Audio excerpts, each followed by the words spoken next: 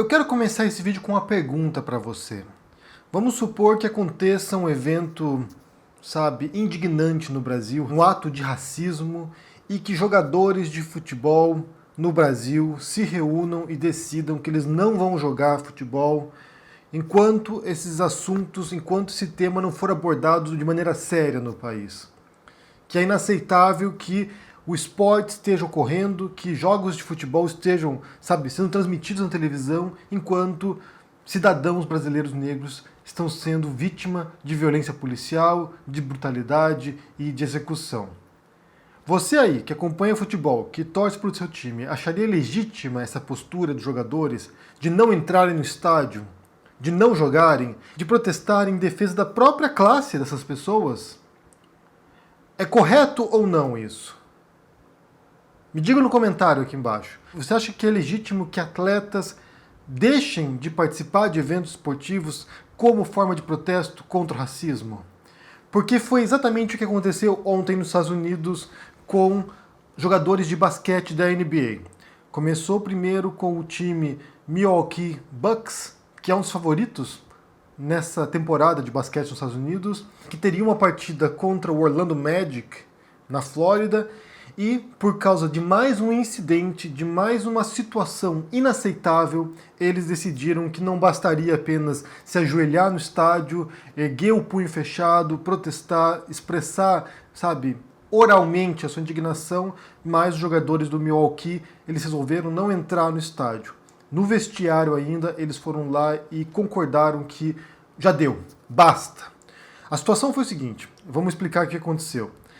Alguns dias atrás, um cidadão de Milwaukee, o Jacob Blake, foi alvo de uma operação policial e a polícia disparou 7 vezes no Blake pelas costas. Ele sobreviveu, ele está hospitalizado, mas há uma grande chance de que ele nunca mais volte a andar, que ele fique paralítico. E, mais uma vez, isso deflagrou uma série de protestos pelos Estados Unidos. Eles não haviam parado, na verdade. Eles só haviam reduzido de intensidade. Se a gente recordar aqui também, a gente pode retornar aqui algumas semanas atrás, alguns meses atrás, quando os Estados Unidos foi tomado por protestos por causa da execução do George Floyd em Minneapolis. Filmado, a gente viu a cena aqui, um cidadão negro norte-americano, com um policial ajoelhado no pescoço do George Floyd, sufocando, e ele dizendo que não conseguia respirar, e morreu. Isso indignou, revoltou os Estados Unidos e as pessoas foram para as ruas. Então, a grande maioria das pessoas foi pacificamente protestar, mas em algumas circunstâncias houve incêndios, saques e violência, mas no geral a vasta maioria das pessoas estava protestando de maneira pacífica contra o racismo, contra essa expressão institucional e estrutural do racismo nos Estados Unidos. E eu já disse para vocês aqui na época que eu não conheço pessoalmente aqui, eu digo pela experiência pessoal minha, que eu nunca vi um país tão racista, explicitamente racista, quanto os Estados Unidos. Muita gente fala que o Brasil é pior, mas na minha percepção os Estados Unidos é disparado. Você tem, uma segregação que é nítida em algumas regiões. Inclusive, vários jogadores do Milwaukee Bucks, do time de basquete da cidade, afirmam que eles nunca viram uma cidade tão racista quanto Milwaukee, que é uma cidade segregada de fato. E após essa manifestação desses jogadores de basquete, desses dois times, dos Bucks e do Magic, outros times de basquete também cancelaram jogos ontem e depois, repetindo esse gesto, cancelaram jogos de beisebol e também cancelaram jogos de basquete feminino, da WNBA, em solidariedade aos manifestantes. Quando eu morei nos Estados Unidos, eu tive a oportunidade de ir a alguns jogos de basquete lá. Eu fui num jogo do New York Knicks, que foi muito legal, gente, também do WNBA, dos jogos femininos. Sabe o que é legal, gente? Porque você vai no estádio, a gente foi no Madison Square Garden, uma arena clássica, uma arena histórica de basquete nos Estados Unidos, e a gente foi assistir lá, está todo mundo junto.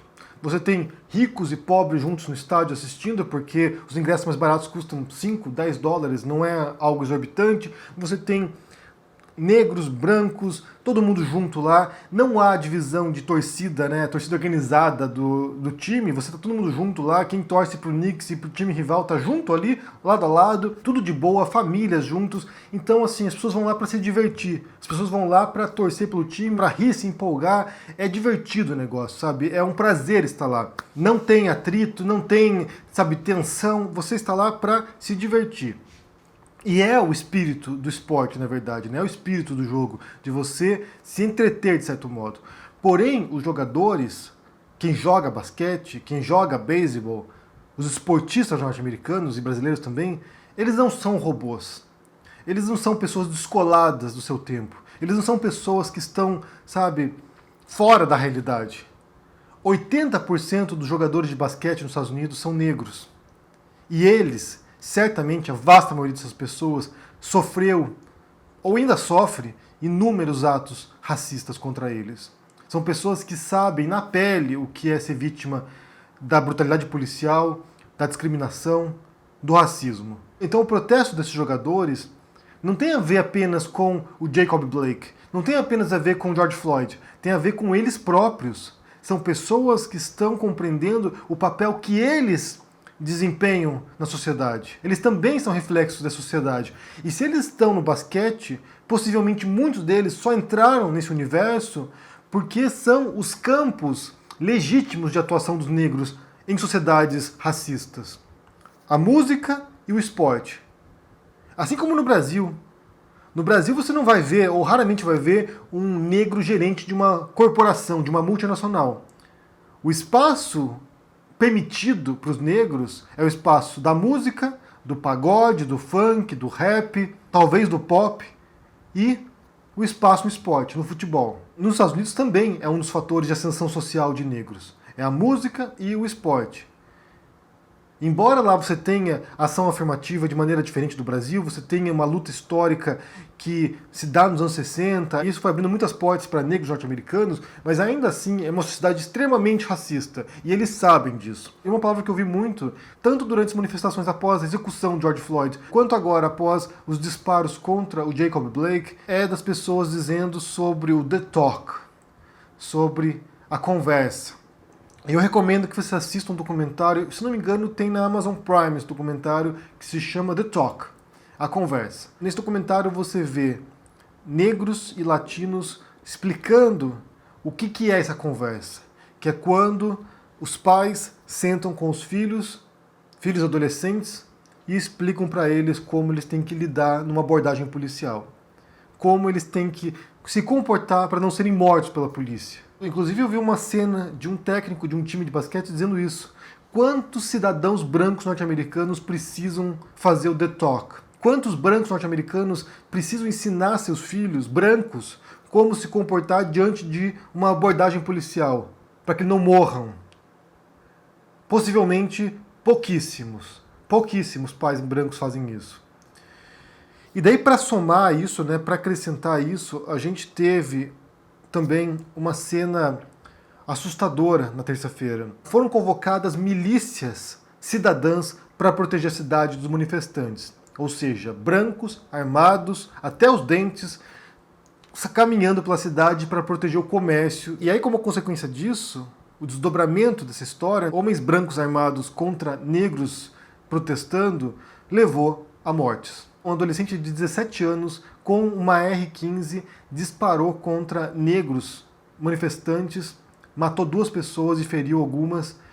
E, se vocês viram a cena na internet, após matar 2 pessoas, ele ainda caminha tranquilamente em direção à polícia e a polícia não para esse adolescente. E aí você tem o contraste, né? Um negro desarmado, o Jacob Blake, é fuzilado pelas costas pela polícia, enquanto um adolescente branco armado com uma R-15 passa pela polícia e nem sequer é abordado por ela, após matar 2 pessoas. E aí tem gente que ainda suspeita que não exista racismo nos Estados Unidos, né? Cidadãos americanos que acham que isso não acontece, que isso não existe. E para acrescentar isso, né, para somar isso, você tem um dos âncoras da Fox News, que é uma emissora norte-americana, o Tucker Carlson, conservador, que vai lá e defende o assassino. Defende esse adolescente assassino, dizendo o seguinte: ele estava lá para proteger a propriedade, ele estava lá para proteger a cidade. Quando a propriedade privada vale mais do que a vida de um cidadão negro, aí você sabe que o negócio está bem problemático. E como um elemento adicional desse caos que se instaurou nos Estados Unidos esse ano, né, porque daí você tem, por um lado, a pandemia, índices astronômicos de desemprego. De brancos e negros, aqui é indiscriminado o negócio. Índices astronômicos de desemprego. Pessoas que perderam tudo nessa pandemia. Você tem esses casos recorrentes de brutalidade policial contra negros. E os protestos que se seguiram. E aí, campanha eleitoral do Trump, de reeleição. Que tem, em essência, tons completamente racistas também. Se vocês se recordam de uma cena que durante as manifestações contra o assassinato do George Floyd, havia uma cena de manifestantes passando na frente de uma casa de uns milionários e o casal que morava nessa casa, armado também até os dentes, um com rifle, o marido com rifle e a mulher com revólver. Essas duas pessoas, esses dois brancos, foram convidados para falar na convenção republicana agora, em defesa do Trump, dizendo o seguinte, que se ganhar o Joe Biden, se ganhar um democrata, que o Joe Biden vai acabar com os subúrbios norte-americanos. E quando eles falam subúrbio aqui, eles querem dizer os bairros de brancos, né? Os bairros afastados, com aquelas casinhas com quintal, com jardim, verdinho, que o Biden vai acabar com isso. Vai transformar os Estados Unidos num enorme gueto. Você tem uma campanha eleitoral que é essencialmente racista, com um presidente que já fez inúmeras declarações racistas. E o que está agora em jogo não é apenas o destino dos Estados Unidos, não é apenas o modo como eles vão lidar com essa instabilidade social que a gente vê no país agora, mas também, de certo modo, é uma mensagem para o mundo. É uma mensagem para outras democracias. É uma mensagem para outros governantes. É uma mensagem para o Brasil também. O que se passa nos Estados Unidos envia ondas de choques para o resto do mundo. E o negócio está caótico lá. E isso aqui é resultado de décadas e séculos de tensões que estavam subjacentes e que uma hora afloram. Então, repito a pergunta que fiz no começo aqui. Você acha que seria legítimo se no Brasil jogadores de futebol resolvessem não jogar para protestar contra atos de brutalidade racista? O que você pensa sobre isso aqui? Porque a gente fala de uma questão estrutural, institucional e que perpassa a história desses países. Assim como os Estados Unidos, o Brasil é profundamente racista. E possivelmente muito mais racista porque esses atos de brutalidade nem sequer comovem mais as pessoas. Você tem atos diários de brutalidade policial contra cidadãos negros no Brasil e as pessoas simplesmente estão nem aí. É mais um só. Só mais uma vítima. Me diga o que vocês pensam aqui no comentário sobre esses casos, se vocês estão acompanhando essas histórias, né? Se vocês estão acompanhando agora os desdobramentos das manifestações nos Estados Unidos, o negócio está complicado lá mais uma vez, e isso não vai parar, gente, porque, como eu disse, é profundo o negócio. São raízes profundas de racismo. É um país calcado na subjugação de minorias étnicas e na exploração dessas pessoas. E quantos de vocês aí, é uma pergunta séria, quantos de vocês aí tiveram a conversa com seus filhos, tiveram um the talk com seus filhos, tiveram que explicar para o seu filho aqui, olha só, se a polícia te abordar, haja desse modo para não ser vítima de brutalidade policial. Me contem no comentário. Deixe o joinha, assine o canal, se torne membro do canal para dar um apoio aqui também, confiram o meu livro sobre o Bolsonaro e também o que está na pré-venda agora, o Rei dos Judeus, sobre Jesus Histórico. Um grande abraço para vocês e até mais. Tchau!